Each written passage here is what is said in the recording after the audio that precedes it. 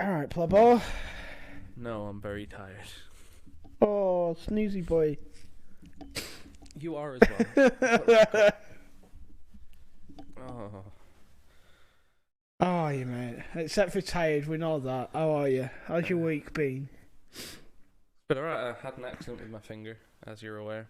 Yeah. At work, I was cutting butter, and then cut something that wasn't butter. So I had a cheeky little trip down to A&E on Friday. Just wanted a day off, mate. Surely you could have just asked. So I went back to work. I'm sure if I really wanted to, I could have just gone home. I could have just told them, yeah, I'm still at A&E. It's taken ages. But no, I went back to work. Yeah, I went back to work twice because after he did it the first time, I got half the way back to work and it started bleeding again. So I rang 111. They were like, "Yeah, you should probably go back because no stitches. It's just glue and like strips to keep it from opening up."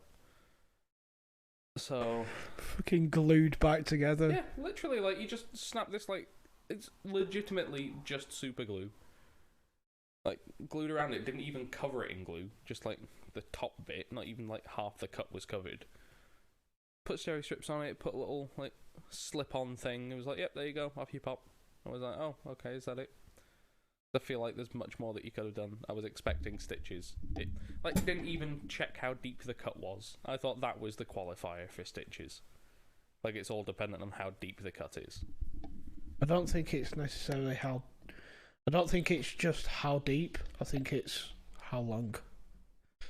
It wasn't really long. It was just sort of like round, like because it went like that angle. Just sort of cut to the nail bed, and then around, and it was like not bone deep, but probably not far off. And to be fair, if you've done it on the top of your thumb there, well, the top of your finger, yeah.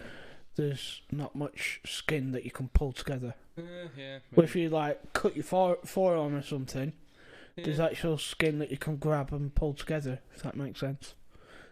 I don't know. I'm surprised that Becca's not in the chat already going, "You're all fucking wrong again." She's asleep.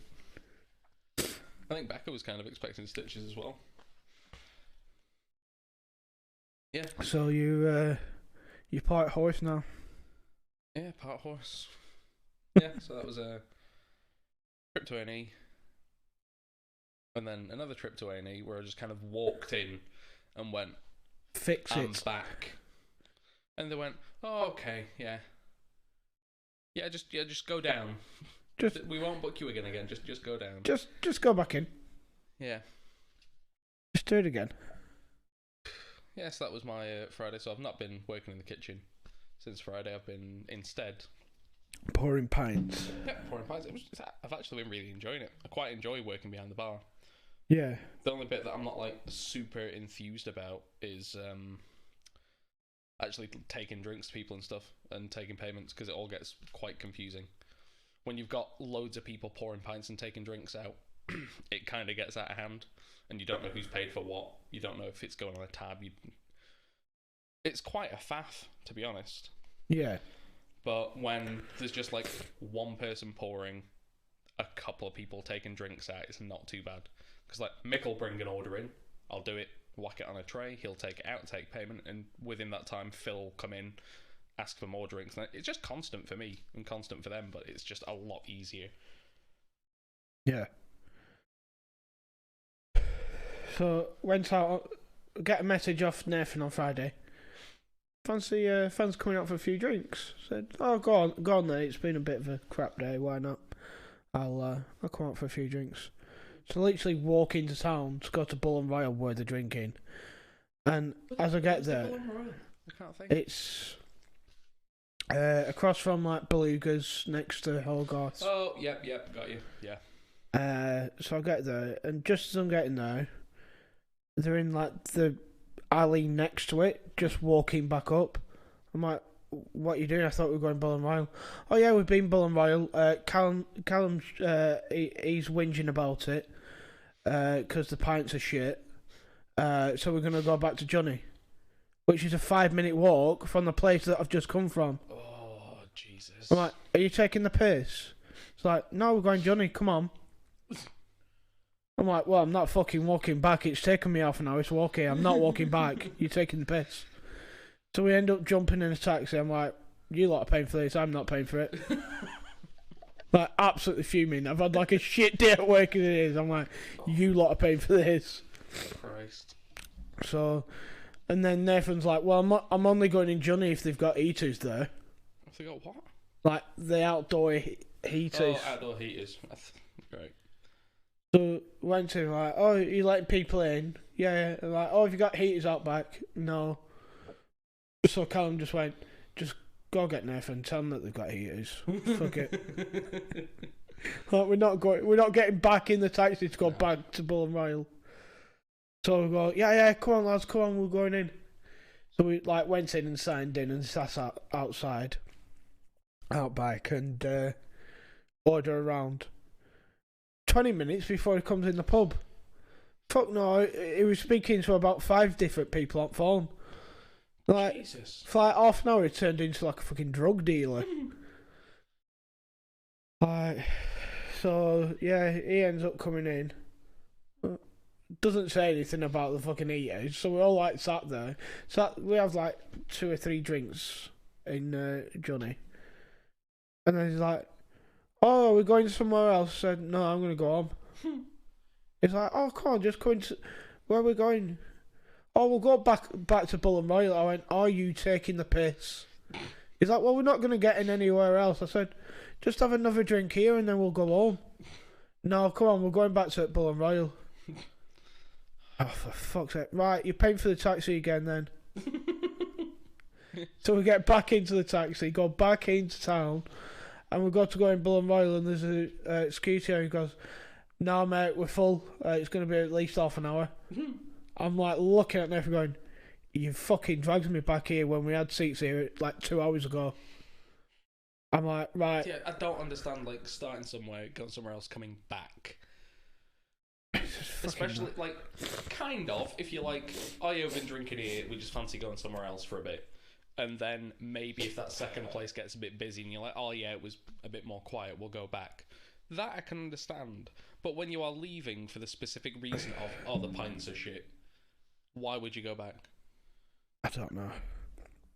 But apparently, like, it just tasted like they hadn't been cleaning the pipes. Oh. All the pipes were just slightly off. It's one thing I can't abide by, because our pipes at work, they're only... Because pipes, you can measure them in feet if you want. Yeah. But you might as well just measure them in pints. Because that's how much you actually have to think about. So our pipes are only a pint and a half long. Yeah. And the 2 furthest ones are 2 pints long. Because the cellar is like, if I'm at the bar, the cellar's there. Yeah. It's 10 feet to walk. It's Yeah. nothing. So our pipes, because we have 2 drinks that are on all the time, those ones, if the keg runs out, you can just click it straight onto the next one. Yeah. No point in flushing the line, just having the same beer through it. Everything else, because it changes so regularly, will do line cleans in the middle of the day. Yeah. Whereas a lot of places, they'll have the same stuff on all the time, and you only really need to be doing it like once a week. Yeah. We've got brand new pipes, so honestly, we could get away with not doing it for like 2 weeks. But because we have constant changes, you can't just flush the line out, put a new beer on. You've got to do a proper line clean. And honestly, a proper line clean only takes 45 minutes, if that. Because you put it onto water, flush... And one of the benefits of our cellar only being like 10 feet away is if you're pouring a pint and you get half a pint out of it and it stops, you know, alright, the barrel's dead. You can then put it onto the water and that'll push the remaining pint and a half out. Yeah. So you can get the remaining half a pint for the one that you pour in, plus an extra pint out of it. Yeah. Before water starts coming through.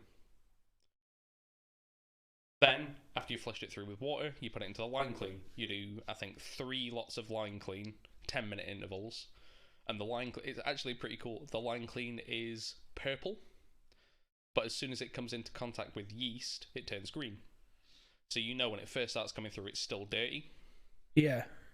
So you look at it and you go, okay, that's still green, still a load of yeast in the line. pull a pint and a half. You pull the length of the line through. Yeah. Then wait 10 minutes, let it sit in there, let it do the disinfectant-y job. Then you pull another pint and a half through. Well, You let it sit there for 10 minutes. Do that one more time, then you can pull water through and put it onto the next keg. I don't know if we've talked about this before, but isn't the blue and the brown an issue for you? Purple and green, it was when we were properly open.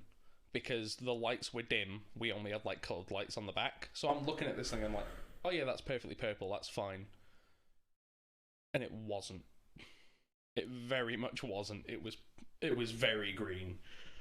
But now I can tell it. I've seen it enough times. I can tell the difference. Yeah, but no. So we ended up going into town, and they're like, "Oh no, it's going to be half an hour." I said, "Right, lads, let's just sack this off, get something to eat, go home," because we don't had like 3 or 4 pints. Yeah. So I ended up getting an Ali's and going home. Then up way home, Cam's like, "Oh, boxing's on tomorrow, lads. Do you fancy coming round to mine for boxing?" So I'm like, yeah, I'll come round about 6 o'clock. And, oh, just pick me up some Pepsi that way around. Alright then. So I picked him up some Pepsi. Nathan had brought him some Pepsi. Oh, for fuck's sake. His kids are fucking mental. Like, they're so much more mental than I thought. And he's like worse than the kids. At one point, he had his daughter. His daughter was supposed to be in bed, but constantly up and down, down. Every time she came around, right, go get yourself some milk. Have the milk, go to bed.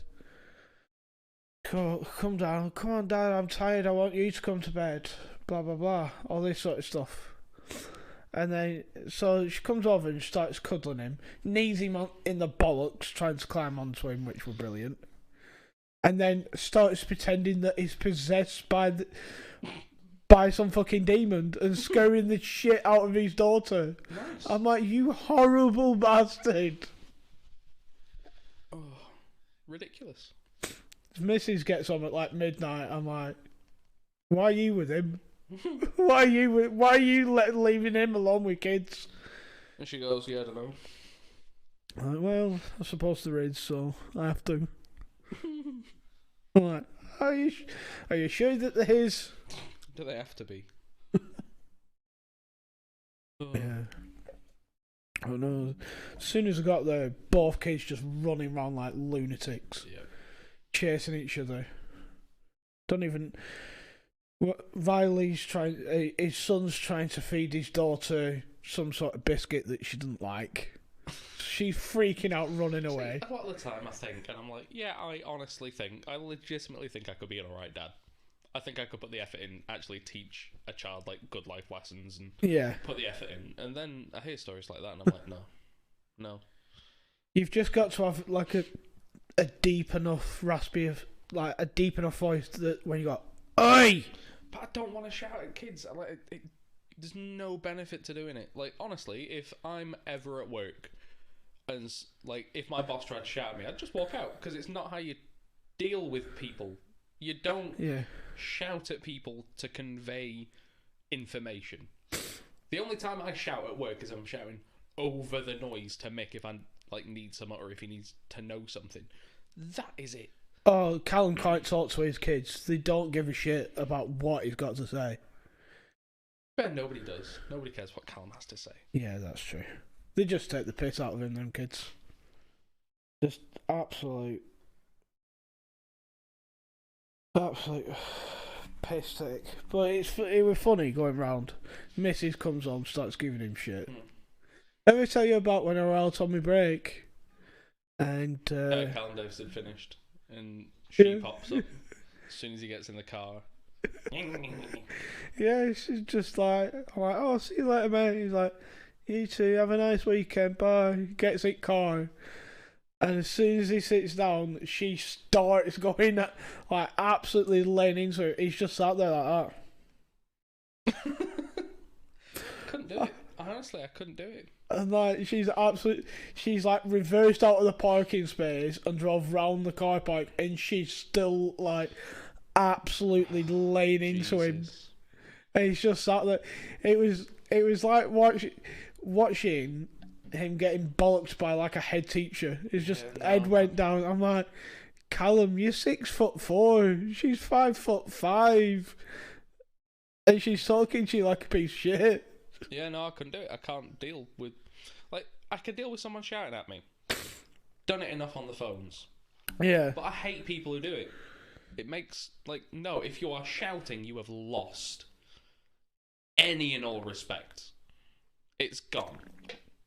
Yeah. And like honestly, if you shout at me for something that's really not worth shouting about, if I nearly run over your kid, sure, I get it, fine.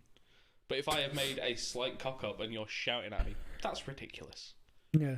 There is no benefit to it, and I'm not going to respect anything you're saying because you're yelling it at me. Yeah. Can't do it.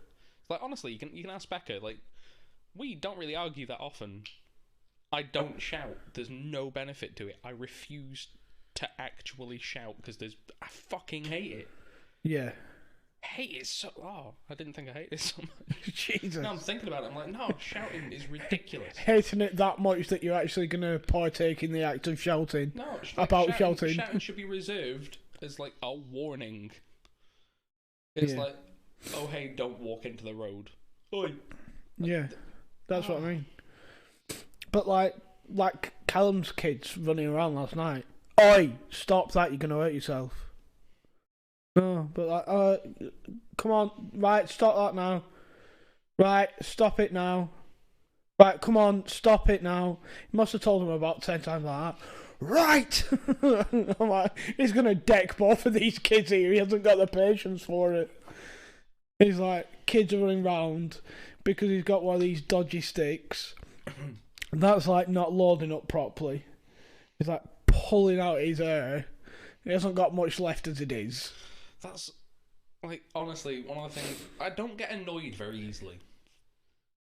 I'll get a little frustrated and I'll have a joke about getting pissed off at something, but, one of the only things that actually legitimately pisses me off is when something really simple that should work doesn't. Something blatantly obvious where it's click button, this should happen. Yeah. And it doesn't happen. I think the only thing that pops to mind, only because it happens at work all the time, is when you're speaking to someone, trying to tell them how to do something or what they need to do, and they're constantly talking over you, and not even acknowledging that they're talking over you, butting in or apologising, just talking over it. I'm like, that is one of my big ones. Yeah, that's something that does actually annoy me, is people talking over me. Yeah, I mean, I don't mind it so much in just general conversation. If there's more than 2 people, I'm fine with it. Yeah. But if it is a one-on-one conversation, it can get on my nerves a bit. Yeah. But it's just for that. I wouldn't mind if they're oh, sorry, I've spoken over you there. But this is what I'm trying to say. But if they just blatantly talk over me and don't apologise, it's like when you stood somewhere, in a nightclub or something, and someone bumps into you. Yeah. And just ignores the fact that they bumped into you. Depends how bad it is and where it is. If they're walking past you, if you just stood there and they're walking past you to go somewhere. No, that's fine. On the dance floor. I can understand it on the dance floor, but if you just stood somewhere and they're trying to get past you, and they just bump past you and don't say excuse me or apologise, it winds me the fuck up. Yeah, no. It winds me so much. I once in college, when I was not quite the not as confident as I am now. Yeah. Let's say I was in college. I had a coffee, and I'd finished it, and I went, "Oh, I'm gonna be a cool guy, and I'm just gonna fucking slam it into the bin." But I hadn't properly finished it, so I slammed it into the bin, and it just plastered this girl stood next to me. She wasn't facing me, she was facing the other way, but it just full on plastered her bag and everything, the hat she was wearing. And I looked at it and I went, yep, no, she's not noticed, it's fine. Jesus. Yeah, it's just for them. It happens all the time at festivals, like people knocking into you. And it's just like, what? It takes you 2 seconds to go, oh, excuse me. Yep. No, Becca gets really annoyed at people not saying excuse me. Or, no, I think it's very specifically when someone says excuse me while squeezing past you. Yeah.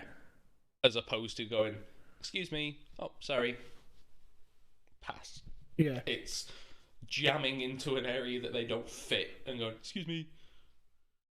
Yeah. I kind of feel like you need to do that on a night out, though. Yeah. If you're in like 12 tellers, you've got to honestly, put like your hand on someone and go, hey, excuse me, can I get I past? have no frame of reference. I hate 12 tellers. I only go in there early with like friends who are drinking after work. That's been it, and it's been like the odd time. Why do you not like 12 tellers? It's too big, and why have you got 30 people behind the bar and only 2 of them are serving? It's ridiculous. I hate it. You don't like it because it's too big. The place is far too big to have that one midget bar they've got. That's true, actually. They do need a longer bar. It is ridiculous. Because they've got the outdoor bar that they don't use. I've seen that open once, and a guy was stood there for all of 5 minutes. And I'm pretty sure that was when we went out for my birthday. I hate 12 tellers. Hate Weatherspoons in general. Weatherspoons in general is dog shit. I don't know. I don't go to the bar in 12 tellers anymore because it's quicker to order it on the app and get delivered to a table. Yep. Yeah, no, cannot abide. Like, I don't like drinking when, like, warehouse, I don't mind. Warehouse is a total square footage. I'm gonna hazard in a guess here. Not including this. No, fuck it, including the smoking area. Warehouse is, I'm gonna say, at least 5 times smaller than 12 tellers. And what's worrying about that is the smoking area is as big as the inside. Yep, but right, warehouse is 5 times smaller than that sounds about right. I want to say about 5 times smaller. Total square footage, not including the stairs. Yeah. 5 or 6 times smaller. They have 3 bars. Always have at least 3 people. That's I want to say 3 people bottom bar, 2 middle, 2 top. That's only because they've got 3 floors, though. Doesn't matter. Doesn't matter. It's square footage per bar is massive. Yeah. All the bars have got the same drinks. Like, there's no issue there. You can go to any of them and get any drink. It's not a problem. Yeah, that's true. Yep. And, like, on the worst nights that I've been at 12 tellers, like, it has been, like, at least 5 or 6 deep at the bar. On the worst nights. Yeah. Before they had the whole app thing. And I'm not doing that. I'm not waiting that long for a drink. Yeah. I would, like, if I'm going to a pub or a bar, comfortable wait time for a drink for, like, me going, I'm going to grab a drink, and me getting that drink, 5 or 10 minutes. I'm happy with 5 or 10 minutes waiting in a queue to having it in hand. That's fine. I'm alright with that. Yeah, you shouldn't have to get, like, halfway through your drink and think, oh, best go queue back up for another drink. You spend more time queuing up for drinks. It's like I actually have a certain level of pride in, like, the work that I've done over the past 2 days, because nobody's ever waited that long. Yeah. It has not been that long. It has been very easy. I've been doing the bar. 1, 2, or even 3 people have been running drinks. It's just been me behind the bar. Can pour 3 drinks at once. Fucking holding them. It's amazing. Beautiful. I can change a keg. Cleaning the line, changing a keg is a 30-second job. Yeah. Cleaning the line, 40-minute job. 40-minute job, but it's just, you set a timer. You're doing everything else, and it's just, I have to pull a pint and a half through. Yeah. So it's just, okay, I'm doing all this other stuff. Right, put a jug under it, pull that, do a load of other stuff. Alright, sorted, done. Yeah. Rotating glasses. That's just second nature. It's not difficult. It's just, because it's something you don't really think about. When you clean a glass, what is a feature of that glass now? What do you mean? Okay, you just cleaned the glass. It's been in the pot wash. Yeah. What is the new feature of that glass? That it's clean? It's hot. Oh, right, okay. Yeah. So you can't use it right away. Because it kills the beer as soon as you use it. Yeah. As soon as it goes in, beer goes flat. So you've got to just mentally and tell everyone, like, what the system is. But, like, okay, all the warm glasses are going on the left. That is where the warm glasses live. Like, generally, if you're smart enough, you'll touch it and go, oh, that's a warm one, I won't use that. Yeah. But yeah, it's just little bits like that that just become, like, second nature of knowing, oh yeah, warm glass kill beer. Like, the Budvar glasses that we've got. Big pint stein glasses. Yeah. A good inch of glass at the bottom, just solid glass. They stay warm for, like, half an hour. At least. They stay hot for half an hour. You cannot use them. Okay, now. Because you'll pour a full pint, it'll look fine. By the time it gets to the table, head's gone, dead. Yeah. Okay, now. But the issue is that, like, the handle will be cold. The actual glass bit will be cold. It's that inch on the bottom that's just solid glass. It'll still be warm and it'll kill it. Only because I can't remember because I've only been in once, but where do you keep your glasses? Is it above the bar? Nope, under. Under the bar? Yep. I suppose you just need a rack over the bar, don't you, really? It's going to cool quicker if it's above the bar. Weirdly, one area, it's only the Beavertown glasses that have it, and it's simply just like a weird feature of the bar and how it's set up. But the Beavertown glasses are under the stereo that controls all the music. Yeah. So they've got a fan on them. They cool down real quick. They cool down pretty quick. Like, it's not cooled or anything, it's just a fan, but it's cooled down pretty quick. Ideally, fan on the whole lot would be ideal. And in summer, it'd keep your legs cool, which would be nice. And considering you could get, like, the little fans for relatively cheap. Yeah. Just powering them. Like, one of my two bosses, one of them drives for DPD. The other one is an electrician by trade. They're the guys who own the place. Own the business, but not the building. Yeah. One of them's an electrician, so he has done all the electrics for in the place. Yeah.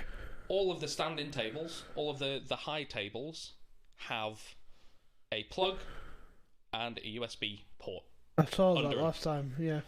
Every single one of them. All of the small ones, like the big long couch with all the tables around it, has the same. There are plugs in wonderful places because he's thought about it and gone, oh yeah, that'd be handy. Like, there is, you know how, like, sometimes, like, stairs, you'll have a light switch for the landing at the bottom of the stairs and the top of the stairs. Yep. He's got that. There's one at the front door, one at the bar. The only thing that he fucked up on, and it's a major fuck up, because it really fucked us around the first few days that we were open for food. I've got, like, a big 3-door fridge. Yep. With it's called, like, a pastry counter. It's a big marble counter on top that stays cold. Above that, the little, like, saladette fridge kind of thing, where it's got tons of tins that, like, on a slight angle. Kind of like at Subway, where they've got the lid, but I don't have a lid. It's just silver lids on tubs. Yeah. That fridge. And then there's a load of stuff on top of it. So that's wedged in behind it. So the first day we're doing food, oven keeps cutting out. Just keeps turning off out of nowhere. Don't know what's going on. Why does it keep turning off? We're fucking around for ages. Phil, the electrician Phil, is not in. Keeps turning off. Like, it'll be on for 5 minutes, we'll do something, it'll turn off again.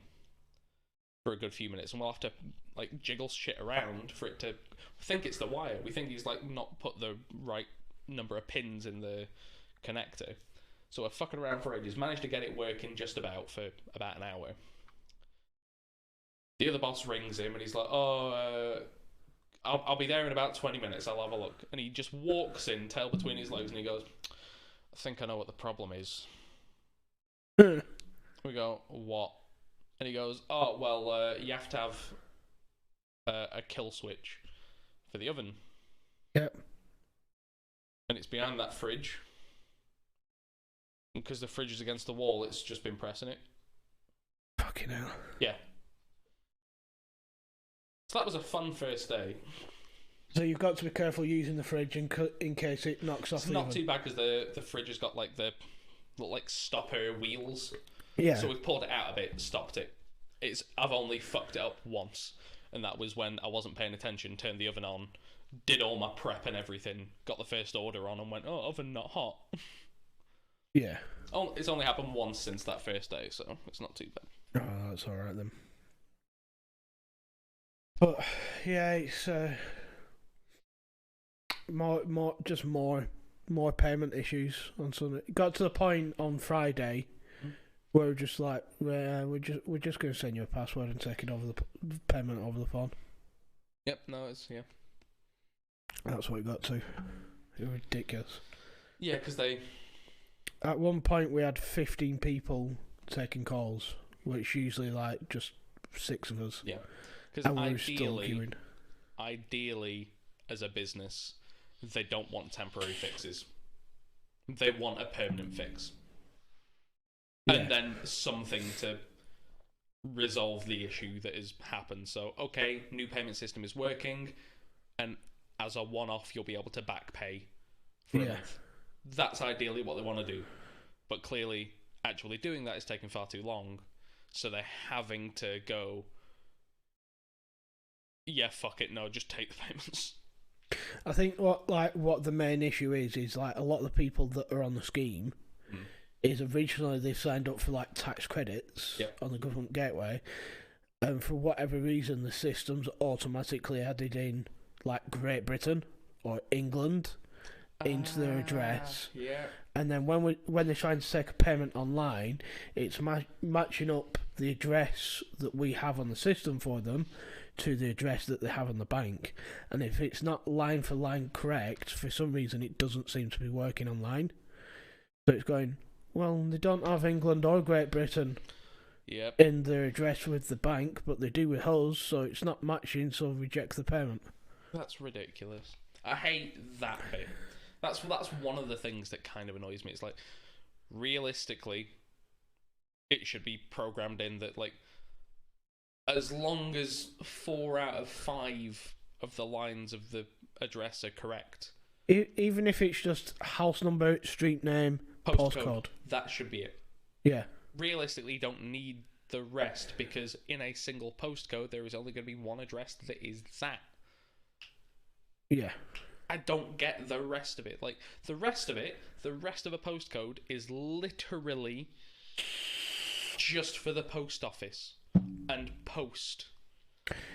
Because it's easy when sorting to go Lancashire, Northampton, Manchester, so you don't have. So if someone's new, you don't have to memorize postcodes. But if you know your postcodes well enough, you just go PR, MA. Yeah. Like, the rest of the postcode is needless. Yeah, because for example, my full postcode is just for that street. Yep, I'm pretty sure mine is well. It's just this one. Yeah, so your full postcode will go, that's that street, which number do you live at? Yep. That's what it's for. I've never really been able to figure out like the American version. Because they don't have postcodes, but it's just like a long number, innit? Yeah, they've got zip codes, which is different, and I've never looked into it. There will be some method to the madness. Oh yeah. It's like the way their highways work actually really makes sense. If it's an even number highway, it's going up or down. Yeah. If it's odd, it's left and right. Yeah. That's it. That makes sense. And considering, like, the thing that makes sense about America is it's all done in squares. Yep. Every city is done in squares. This is block 1, block 2, block 3, block 4, all the blocks. Yep. So, yeah, I do like all that kind of makes sense. But yeah, certain things where, like, a country is built with, like, some forefront of knowledge. It's like America is built on a terrible history, but just Like, imagine if like they just dropped England 2 next to us. It would be designed so much better. Yeah, well, that's pretty much what America is. Yeah. England 2.0. And you can't... I'd like to say, oh yeah, America, like the worst history, but then you go, well no. We don't have a good one either. We have just as bad, but a lot longer.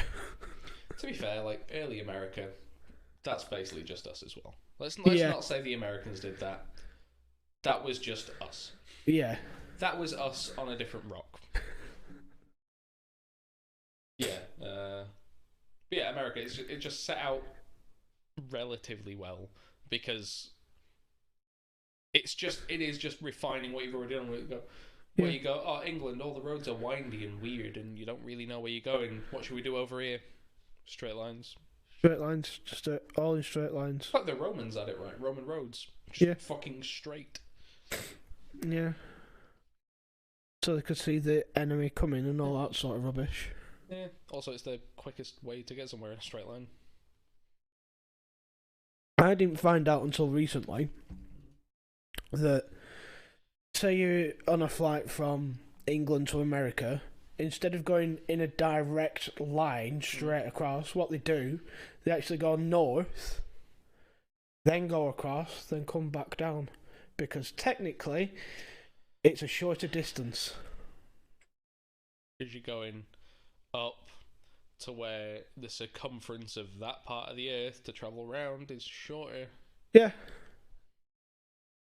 I'm like, how did I never... That makes so much sense. That seems like one of those math things that is actually wank.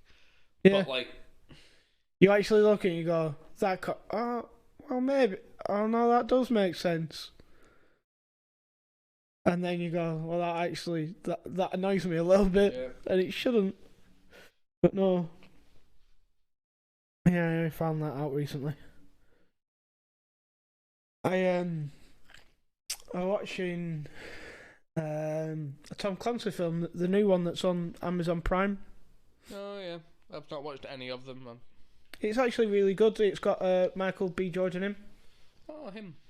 Yeah, he was in the first Black Panther film, wasn't he? Yeah. And yeah, brilliant film. The whole plot of it is that he is like special ops. Yeah. It's a Tom Clancy. It's some kind of special forces nonsense. Yeah, he's like special forces type thing. They're in Syria, and the CIA tell them, "Oh, we need to go and get this CIA agent out from like the Taliban or whoever." And then they find out that they kind of figure out while they're there that the CIA know that it's not terrorists, it's the Russians. And they end up getting this guy out, and the Russians send people over to America to kill some of the operatives that was part of the mission.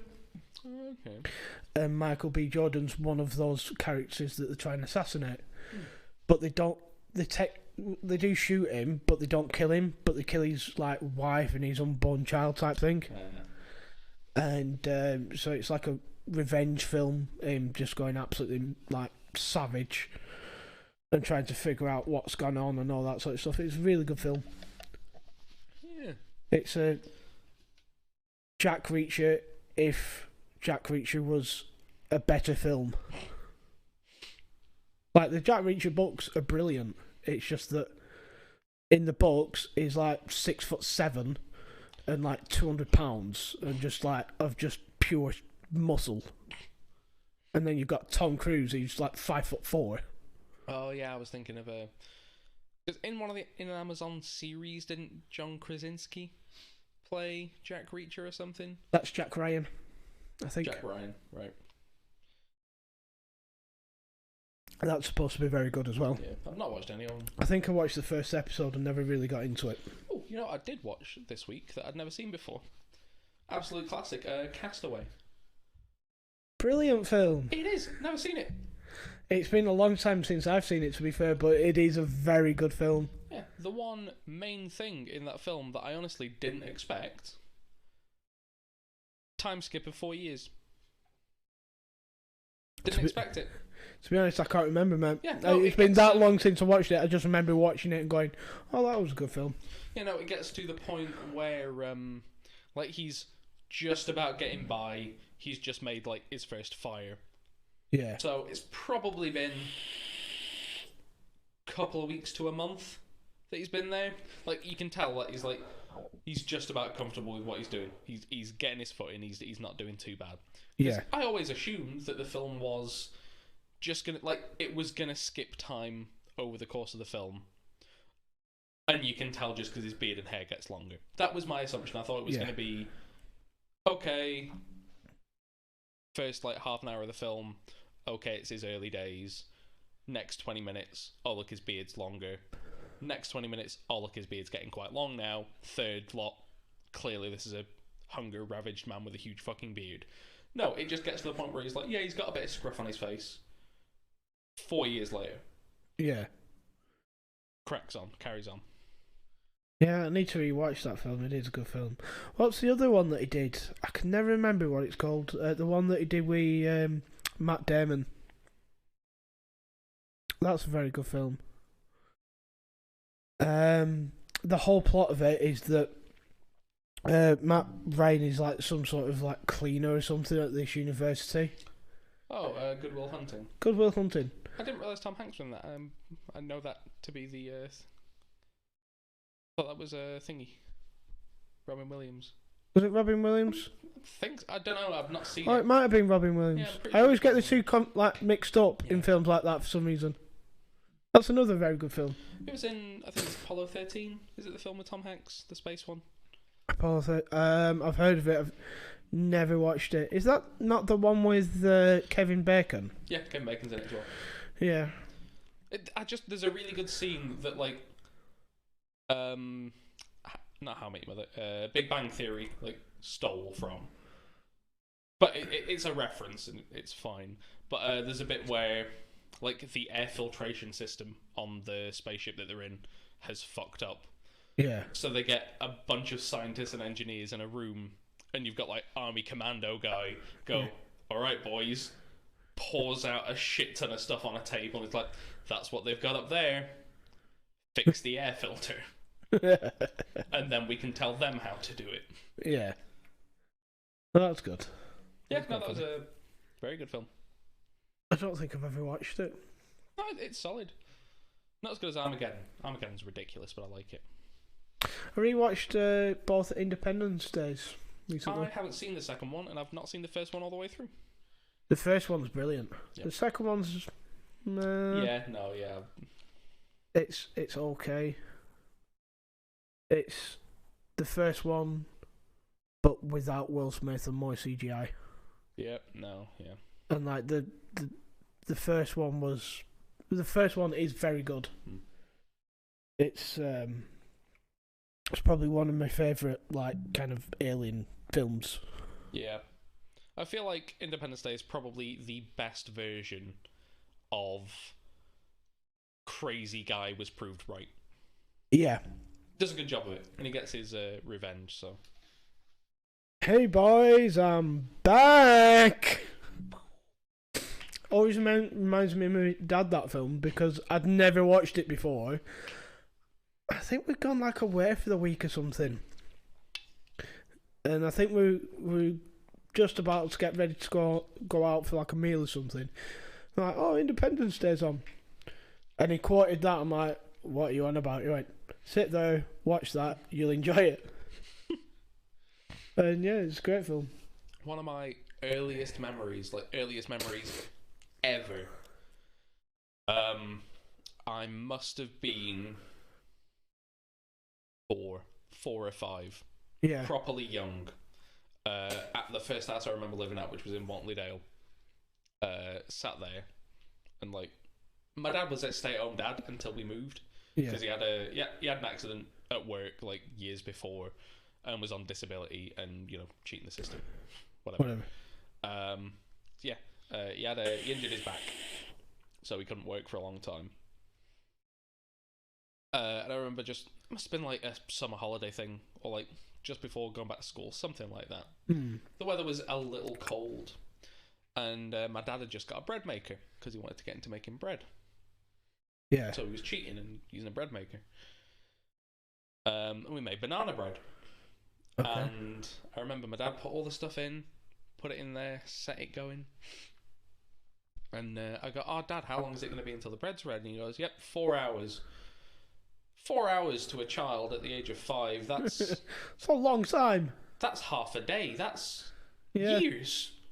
How dare it take so long? And he was like, "All right, well, we'll watch a film." And we watched, like, turn the lights down low, like, turn the lights off, shut the curtains, sat in the dark, had a really nice time, popcorn, everything, made toffee popcorn. Yep. Sat there and we watched Star Wars 4. Nope, 3. Yep. So, Revenge of the Sith, I think. Nope, that's the third one.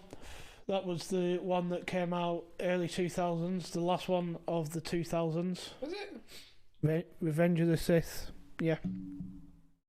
That's the one where Anakin goes mental and kills all the kids. I think. So, Star Wars films. Because I want to tell you which one I watched. The one I watched was the one with Jabba. Okay. Oh, you might be right, actually. No? I honestly can't remember. No, yeah, so it's... Is it not A New Hope? Phantom Menace, Attack of the Clones, Revenge of the Sith. You were right. Is it A New Hope? It's first one to release was then given the subtitle A New Hope. Then it was Empire Strikes Back. Yep. Return of the Jedi. Yeah. Wait, no. Maybe Return of the Jedi, then wait. No, yep. It's Empire Strikes Back, then Return Empire of the Strikes Jedi. Back, Return of the Jedi. I watched, it must have been Empire Strikes Back, because that's the one with Jabba, I'm pretty sure. I can't remember. It's been a while since I watched them all in order. Yeah, no. So we watched Empire Strikes Back, and we watched Temple of Doom, Indiana Jones. That is honestly one of my earliest memories. The first film that I can actually remember going to watch, it was called Dinosaurs. Yes, the terrible CG one. Yeah, that came out in like 2000. Yep. I think we went to the. I can remember first film memory that I've got was one of two. I can't remember which one it was. I'm gonna check to see which one came out first, but it was either going to see Mulan at the cinema or Iron Giant. Oh, yeah, they did come out very close together. Yeah, I'm thinking. It can't have been 98. I would not have remembered it. I was just about to say. I thought Mulan came out in 98. I'm gonna check. Anyway, while you're looking at that, another fucking 98. No, I have vivid memories of, like, you know, the very first shot of Mulan where it's like the painting, the animation of like the painting like stuff. Yeah, I was just about to say. I thought it was 98. I remember my first memories from when I was 3. Apparently, Iron Giant. When did that come out? I'm going to say 99. Yep, 99. Because I remember that as well. Because I remember really wanting to go see that. Yep. And do you remember when cinemas used to do like premiere nights? Yeah. Where the film had actually come out like a couple of days early. My mum managed to get like the last couple of tickets. And bear in mind, this is before you could book online. Yeah. If you wanted to go see a film like in a week's time, if you wanted a premiere, you had to go to the fucking cinema and get them. Yeah. And then keep hold of them. I love my Magic Doom rectangle. Like when Endgame came out, I managed to get I think I got 3 tickets, I think. Yeah. Because I went with Becca and my friend Dan. And it was just a case of, okay, the entire internet has exploded and said, oh yeah, tickets are going on sale at like 4. And I was on break at that point at work, so I was like, yeah, fuck it, refresh. Oh, I'm in a queue to get on. Oh, nice, I'm on. Tickets, boom, there we go, done. Yeah. So another story from last night. So Callum's dad ends up ringing him up. How do you work this Fire Stick thing? Basically, I can't get it on, blah, blah, blah. He goes, oh, it should be on pay-per-view 1. And after he comes, I'm like, just say that again. He's like, paper, view, one. Oh, Jesus. Like, one more time just so I can make sure that you're saying what you're saying. Paper, view, one. I'm like, you're saying it wrong. He's like, no, I'm not. I'm like, no, it's pay per view. You pay per viewing. Yeah, pay per view. I'm like, no, you're saying it wrong. You're saying papers in the thing that you write on. It's not pay per view. It's pay per view. Pay per view? Yeah. Per view? Per view. Oh. He just couldn't get his head around it. I'm like, right, you're just saying it wrong. I'm just gonna have to accept it. But that's just Callum all over. Yeah, it is. Oh. I'm trying to think I've done anything else this week. Got some new shoes, like either last week or the week before. My grey ones, they're nice. Are they the ones that you showed me the other week that you were going to order, but you haven't ordered yet? Don't remember. You showed me some last week before. Maybe. I'll did I just show you the picture, or did I send it to you? No, you actually like physically showed me and went, right. These are the shoes that I'm going to get. I know that you won't like them because they're not the sort of shoes that you would get. Yeah, the grey ones, they're the platform ones. Because I just like platforms. Just being that extra little bit taller is just fun. So like the two sets of regular boots that I've got, they're just standard with like a bit of a heel. Just standard boot shape. And then my new rocks, they're pretty platform with like a decent heel and then not as tall on the toe.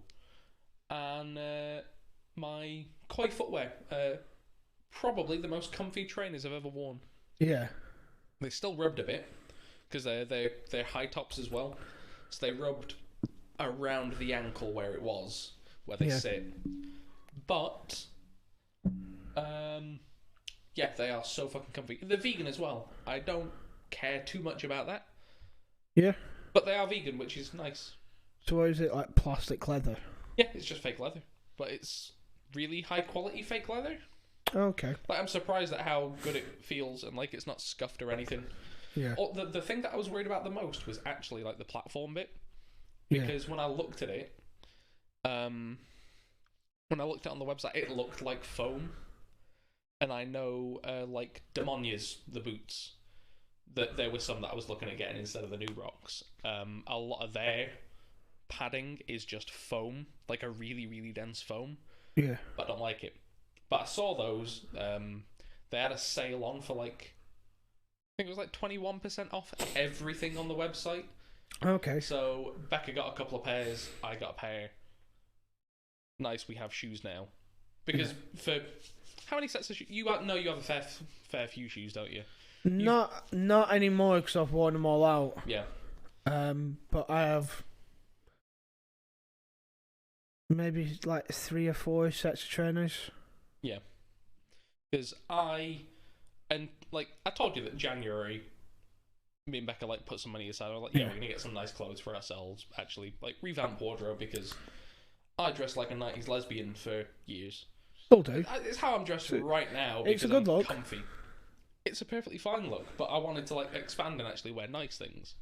And for the longest time, I had 2 sets of shoes. Yep. I had my work shoes, and I had some trainers. Yep. Full stop, end of story, that's it, done. Yep. Now I've got my new rocks, which are probably my favourite boots. They're just the nice ones, the platform. They go on easy. They're very comfy now because I put an insole in them. I'm very happy with them. Yeah. I've got my platform trainers, which are very nice. They're black and grey. The only issue with them that I have, that you can't really see in pictures when you look at them, is they're really wide, which I like because I have wide feet. Yeah. But they, like, if you just look down, there is a slight aspect of like these kind of look like clown shoes, because they're just very wide and they're very round at the top. Yeah. So I won't wear them without baggy jeans on. Yeah. Just because they would look fucking huge. Like, skinny jeans, no. Like, I recently gave some the grey skinny jeans that I had that I quite liked. I got rid of them. Yeah. Because now I have nothing to wear them with. Yeah. To be fair, I did have because the only shoes that I have that don't have some sort of heel or platform are my slip-on Vans. That I actually need to give a wash because they're a bit dirty. Yeah. The gay ones. The gay ones. The bi ones. The gay bi ones. Yeah, the gay bi ones. So they're not the gay ones, just the bi ones. Yeah, they're the bi ones. Bye bye bye. Bye bye. For fuck's sake. Yeah, so I got some new shoes. They're nice. I got some other new stuff. Like I got this nice bracelet. Yeah. I got my Axe earrings. That I did realise this morning when I woke up that I can't sleep in these. They just come off. They don't click on. It's just like a little rubber cylinder that the stabby bit slips onto. It's not great. No, it's not great. So I can't sleep in these, which is annoying because I'm very used to jewellery go in, jewellery is in, done, end of story. Yeah. So I might actually, if I could do it, I might look at maybe like attaching a little like tiny little screw and nut thing. That could work. Screwing it in there. Yeah, like a really like thin threaded thing, and then put like a tiny little nut on the other side. That could work. You know what's really good for making that sort of stuff? What? 3D printers. No, because it'd be plastic. It'd be really brittle. I'd need a metal one. Oh, right, okay. I'd like to get a Dremel at some point because I had one. No idea where it's gone. I have lost it. It is dead to me. My dad gave me it. It's been gone a while. But I'd like a proper Dremel because they're so handy. Yeah. Just for like, I really need to drill this thing, but this thing is tiny. Yeah. I need something. I need like you can get drill bits that are the size of a needle. Yeah. For like really tiny stuff, and it's really good for sunglasses and stuff. Have you ever like snapped like the stem of a sunglasses? Yeah. You can just drill into either side, put a pin in, super glue it together, done. And it's stronger than just super glue because it's got a pin in it as well. So handy. Yeah, fair enough. Right, do you want to talk about this week's topic? We will do. I actually don't know how much you know about boxing. I don't imagine that it's very much. It's not very much. I know of it. I know 2 men enter. Maybe they'll both leave. They usually both leave. Yeah. Not very many people die. Not that sort of sport. It's not fight to the death. It could be though. It could be. Probably best not to be. Why is it called boxing? I actually have no idea why it's called boxing. That is something that we need to Google. I'll do a quick Google. You tell me about boxing. So, big boxing coming up soon. So we're gonna have this English. Well, it's like a super fight. So in boxing, I think I mentioned this to you last week that you could be sanctioned by different governing bodies to box, which you weren't aware about. But entirely makes sense. It's like insuring a car. I get it. Yeah. It's someone else that is culpable for your actions. Yeah. And because of that, there is different belts in any one class. So like heavyweight, there is 6 different heavyweight belts. There'd be like WBC heavyweight champion of the world. It'd just be world heavyweight boxing champion. Yeah. And that's one of them. So I think there's either 5 or 6. I can't remember. I think there might be 5, or at least 5 that are like respected, like heavyweight belts. Anthony Joshua's got 4 of them. Tyson Fury's got the other one. And they have actually signed an agreement this year, earlier this year, to have 2 fights. So they're going to have, I think they're announcing it this week or over the next week where the first fight's going to be. I think it's going to be somewhere in the Middle East. So that'll be like an 11. I think where they had it last time, it might have been, it was like Saudi Arabia or Abu Dhabi. Yeah. I can't remember which one. It just means that instead of the main fight starting 10 o'clock UK time. It starts at 11. Oh, okay, that's not too bad. Because for some reason, the main fight always starts at 10 o'clock, which is fine when it's like over here or in this time zone, because you go, oh, well, 10 o'clock, that's the main fight. We'll watch that. It'll finish about 11, and then we can all go to bed. Yeah. It's only really an issue when they have the fight in like Las Vegas. Yeah. Is that one that's like the 5-6 a.m.? That's a 5 o'clock. You're going to have to go to bed and wake back up to watch that. Yeah. There's a lot of like the UFC fights. They've all been in either Las Vegas or I can never, like I said, I can't remember which one it is that's the odd time zone. It's either Abu Dhabi or somewhere in the Middle East where it's like, yeah, if you want to watch the main card, it's 5 o'clock in the morning.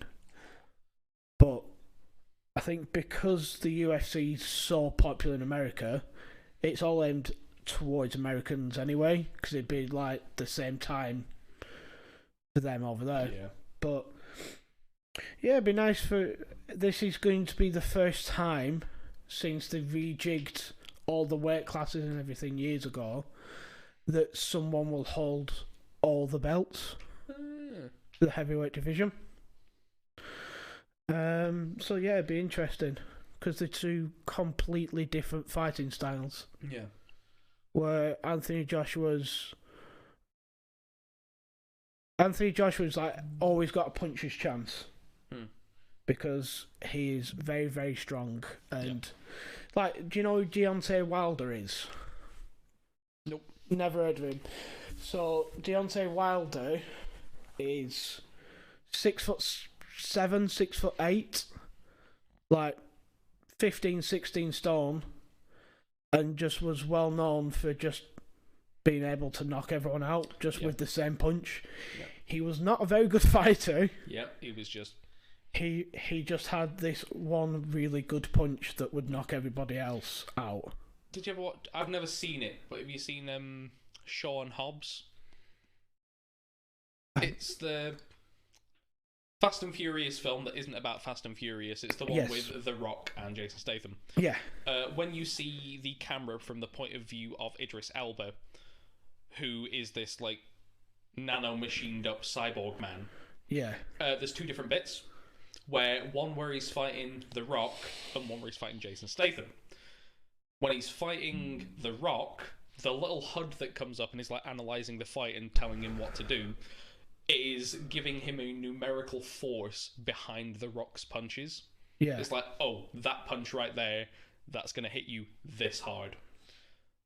When he's fighting Jason Statham, it comes up with the velocity instead. Because Jason Statham in the film is a much more proficient fighter. Yeah. So it's more about, it's going to hit you here. As opposed to, if you get lamped by The Rock, it's going to really hurt. Yeah. Getting hit by Jason Statham, there's much better chance you're getting knocked out because he knows where he's punching you. Yeah. Which is an interesting thing. And like you were saying, that Deontay Wilder. It is very much just, I've got this one punch, and when it connects, I'm going to lights out.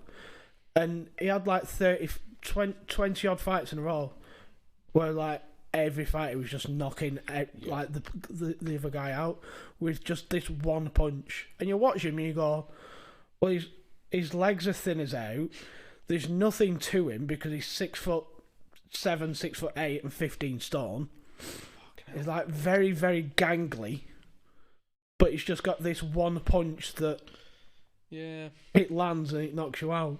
Until he fought Tyson Fury. Tyson Fury got hit by that one punch and stayed up. Got knocked down. And do you remember The Undertaker? You know when like he'd be like laid down? Yeah. And then, like, all of a sudden, he just, like, kind of sits up like that. Yeah. Like the rising dead. That's how he sat up. Oh. So, like, Deontay Wilder punched him, thought that he'd knocked him out, which he had for, like, 3 or 4 seconds. Yeah. And he's, like, goes back... Because when you knock someone out, the referee goes, go to that corner. Yep. You piss off to that corner, I'm Yeah. going to sort him out. Yeah. So he goes, oh, go to that corner. Deontay Wilder's giving it all this, like, fucking jig, blowing his hand, like, oh, look at me, I've just knocked him out. And turns around. Honestly, it's like something out of a film. He turns around and goes, like, what is going on here?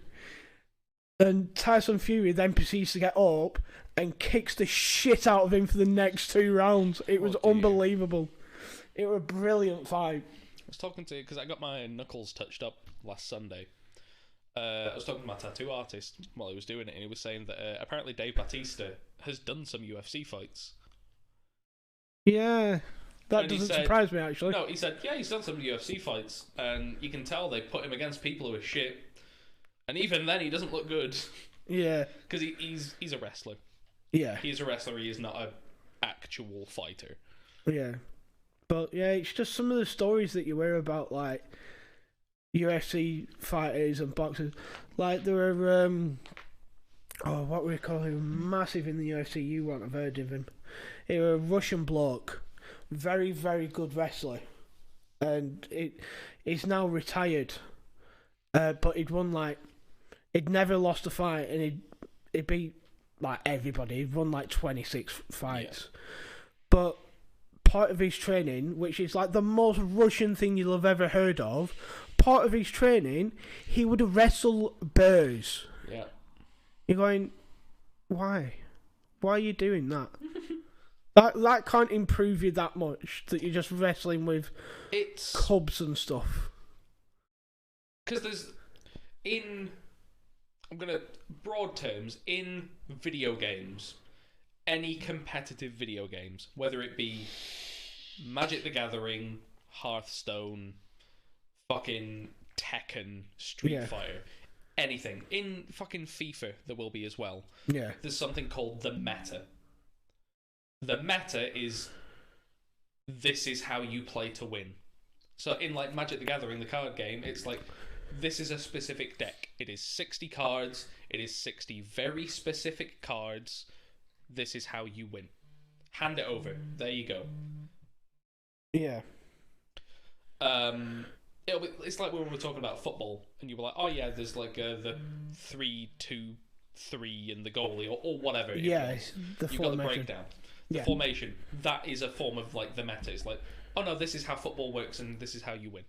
Yeah. This is how all, like, the Premier League teams set up their teams. This is how you win. There's an element of, like, skill to it, but Yep. this setup is the best you're going to get out of it. Yep. So when fighting in boxing, there's probably some form of meta. It's like, as long as you do these 5 things and you do them well and you know how to react to stuff, you're going to do well. Fighting a bear will train you to react to things coming out of nowhere, because a bear is going to fight you in the way the bear thinks is the best. Yeah. It's going to come out of nowhere and swipe at you, and you have to... Because it's all very well and good. Like, fencing, very specifically, it's a rock, paper, scissors deal. Yeah. If you are doing this, I do this to stop you. And then you do something to stop me doing that. And it's back and forth until one of us fucks up. And that's, I imagine, kind of how boxing is. If someone is punching you repeatedly, you dodge or you block. You have to mentally decide, oh, I'm probably going to be better off dodging this one or blocking this one so I can get a undercutting. So fighting a bear, you've already got all that mental knowledge of, I know exactly how to respond to a boxer boxing me. Yeah. And the bear is training him to think outside the box and react to the thing. Like, if you're just running on instincts in a fight, but all of a sudden they're like, oh, I'm going to mix it up and catch him off guard. His bear wrestling is in there, like, then it's reaction as opposed to instinct. Yeah. A lot of it, though, is... Like Floyd Mayweather, he had, like, a completely different style of boxing. Yeah. To the point, like, say... Like, you got him against someone. Instead of being face straight on, he would kind of protect his chin like this and be kind of side on, knowing that if you're going to go for his head, he's going to be able to move that out of the way. Where if you're going to hit his arm, it's just going to, like, flick off his arm type thing. And it's all these, like, little nuances of, oh, I'm just going to throw as many punches as you want, I'm going to get out the way, it's going to slip off my shoulder, and then I'm gonna jab, fucking tire you out, and then it's just gonna take that one half decent punch in the 10th round to knock you out that wouldn't have hardly hurt you in the first round. Or you can go the Tyson Fury way, or the where it's like, have you ever seen that video of him where he's stood in the corner? He's got his back in the corner, and he's like right back, and he's just moving his head from like side to side and ducking. Yeah, and he does that little wiggle. Yeah, does a little wiggle. It's brilliant. It's all these like little tactical like chess battles that go on. Yeah. You ever heard of chess boxing? No. Chess boxing is amazing. Yeah. Because it's all strong nerds. Chess boxing, okay. Round 1. Play 3 minutes of chess. Yep. Back and forth. Okay, 3 minutes of chess is up. Get in the ring. Alright, had a round of boxing. Right, play chess again. Jesus.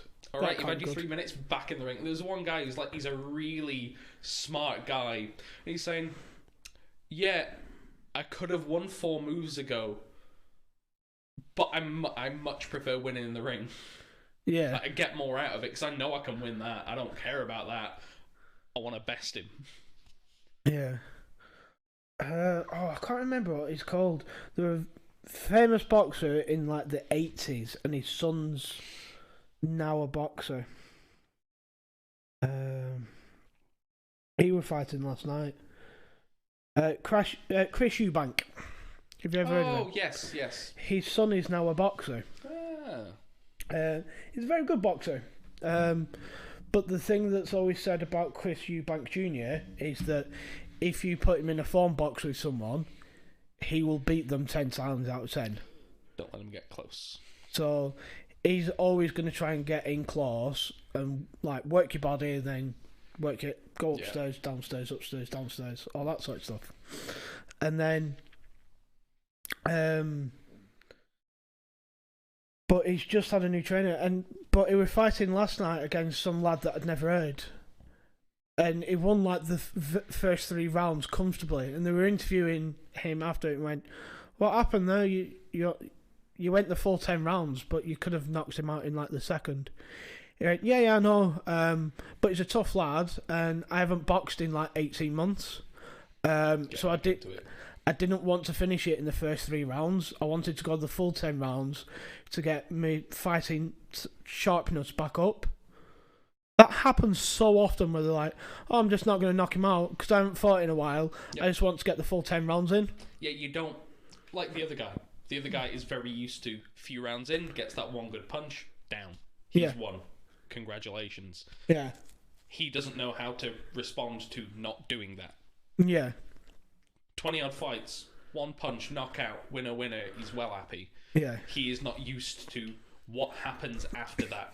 But Eubank Jr., he needs to know. Yeah. Because at some point, somebody's not going to go down in the 3rd round. Yeah. And he wants to know how, like, get yourself tired and see how you react to that. Like, yeah. That's interesting. So, yeah, it was... What was interesting about the Tyson Fury and Deontay Wilder fight is up until, like, the 10th round, Deontay Wilder... It was pretty well balanced, but Deontay Wilder was probably just edging it. Yeah. They knocked Tyson Fury down in the 10th round. Tyson Fury then got back up and went, right, I'm going to have to put him on the back foot here because I've just been knocked down. Yep. And then realised in the last 2 rounds, if Wilder's progressing onto you and attacking you, he's in control of that fight and he's very comfortable. Where if you put him on the back foot, he doesn't know how to react to it. Yeah. He can't fight going backwards. Where Tyson Fury, it doesn't matter if you're attacking, forwards.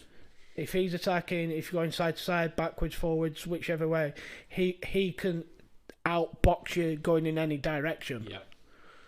Where Wilder, he can't. He has to be charging you down and trying to hit you as hard as he can. Yeah. So they ended up having like another fight like a year or 2 later. And Tyson Fury won within the first few rounds because he just put him on the back foot. Yeah. He went, I've figured you out now. I figured out that if you're going backwards, you don't know what you can't handle it. Because the thing is with boxing, is when someone's coming onto you, you're supposed to go diagonally. Yep.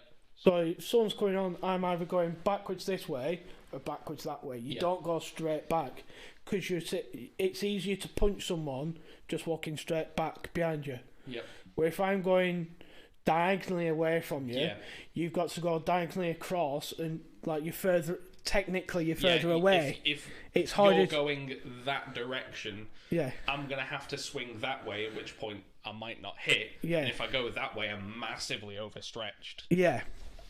So it's all these like technical, and then to be able to do the diagonal thing, you've got to get your footwork done properly, which Wilder doesn't have the footwork to be able to do that properly.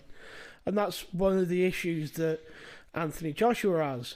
He's not very good at going diagonally backwards, which I think he's been working on. He's not a very technical boxer. Yeah, he's good at what he's good at. He doesn't have the full.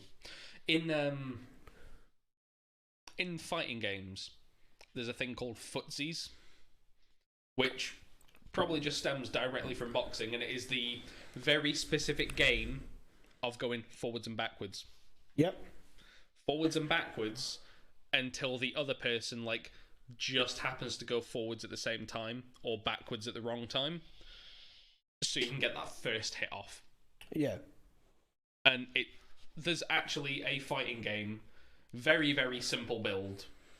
Yeah. It is rectangles, and it is a fighting game just called footsies. And it is all about recognizing the length of a punch. Yeah. So like your rectangle character can go forwards and backwards, and when you do a kick or a punch, the rectangle just extends. And it extends the exact same amount every time for each individual attack, so you know how far that attack goes. Yeah. And it is teaching you this is how other fighting games work. Yeah. So if you are playing Chun-Li and you do a kick, that kick is always going to be that far away. So teach yourself how close you need to be to... Yeah. You only have to touch him by a pixel to hit him. And that's all that matters. Yeah. So I bet fighting games are weirdly like there's a lot translated over because it's a fighting game, so obviously there's gonna be overlap. But I reckon the actual amount of overlap is surprising. Yeah, with how much there actually is. There's a guy called Usyk that's just gone up to heavyweight. So he was in the weight division below, which is cruiserweight. Yep. And he unified that division, so he got all the belts for that division, and decided to go up a weight class to heavyweight. And I didn't know much about him, and so watching him with Danny was like, oh yeah, as an amateur, Usyk had over 100 fights. He had over 100 boxing matches, lost once. Oh. I'm like, he sounds like a good fighter, but Usyk is very much calculated. So he's not going to do anything in the first 3 or 4 rounds. Yeah. He's not really going to hit you. Then first 3 or 4 rounds, he's just trying to figure out he's just what you're good at, what you're not good at, and how he can break you down and beat you. Yep. Smart. And he's got the boxing IQ is unbelievable. Because he's just figuring out little bits, doing little dips here and there, and all right, when he throws this punch, that bit's exposed. Just before he throws that punch, he breathes out. Yep. Or breathes in, or does this.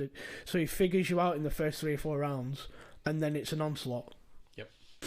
It's like I saw there was an interview with a tennis player from like the 70s, and he was talking about there was this other tennis player who was fucking amazing because he would just win from his serves alone. Like, he was a perfectly competent... I think I've seen this. He was a perfectly competent tennis player, but his serves were monstrous. They were just so fast and came out of nowhere, you didn't know where to be. Other tennis player figured it out. Yep. He had a talent. It was his tongue and his mouth. He'd just go... Yeah, he went... And he would point in the direction of which way it was going. And this tennis player who's been interviewed is like, I had to be really careful not to let him know. Because as soon as he knows, he's going to be aware of it, and he's going to stop doing it. Yeah. And that's when he is unbeatable.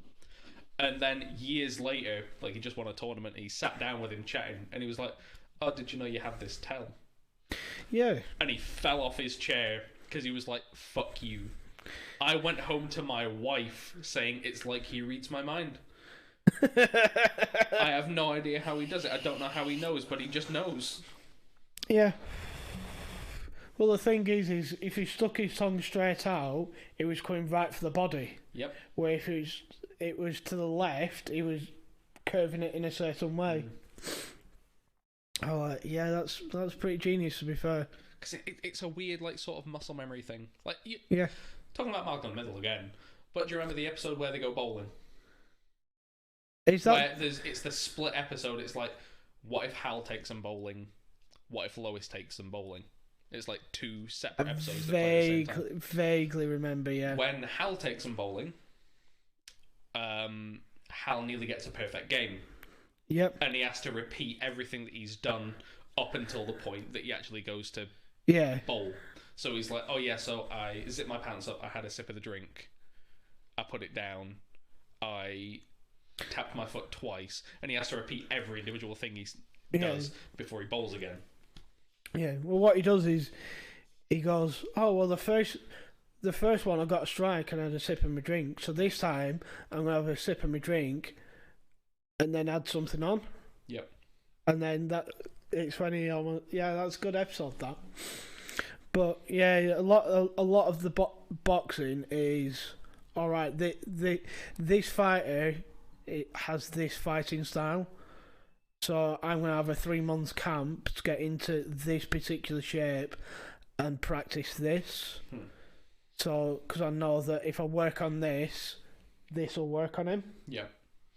And then you go through plan A, plan B, plan C. Yeah. If plan A doesn't work, move on to plan B.